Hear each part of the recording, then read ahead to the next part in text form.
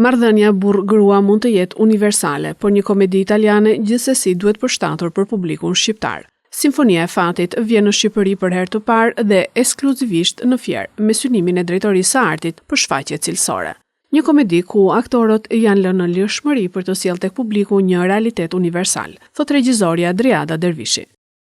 Mendoj që ka qenë një proces i cili ka ardhur natyrshëm në atë që ne donim të përcjellnim, lojrat e fatit, rastësia, absurditetin e marrëdhënieve në çift edhe vetmin e cila na çon pastaj në veprime jo shumë të menduara, por nga ana tjetër përfshin në një sër efekt pasojash, po themi, në një domino të madhe që sjell më pas atë që ne mund të themi që ne mund të bëjmë plane, po fati e di vetë rrugën e tij.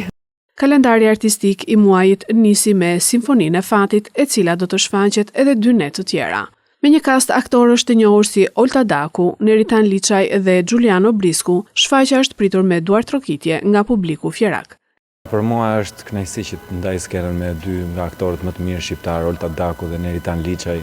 Sigurisht ritmi i shfaqjes është shumë i lartë, pavarësisht ajo që duket këtu është shumë pak se mbrapa është një çmenduri që ne ndrohemi, është një katastrofë, është një shfaqje më vete, po themi, por rëndësi ka që publiku e pëlqeu shumë edhe i presim dhe nesër në shfaqjen e fundit në Fier. Giuliano, mendoni që ky humor grotesk që vjen nga një komedi italiane përkon me realitetin tonë?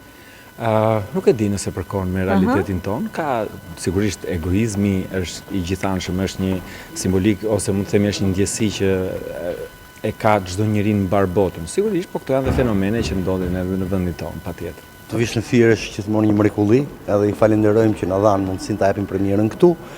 Është gjithmonë bukur. Fier ka një spektator të mrekullueshëm, ka një teatr shumë të mirë dhe një grup pune shumë të mirë, kështu që është gjithmonë. Një komedi italiane që vjen si humorizi. Është përshtatur në çik për Shqipërinë që të bëhet edhe më e prekshme, edhe më konkrete, pasi shiko të dy shoqëritë në thelb të një problem kanë. Gjithmonë marrëdhëniet burr-grua e dini fare mirë janë të përbotshme, nuk është se janë vetëm italiane, edhe shqiptare. Grotesk dhe krimi në familje?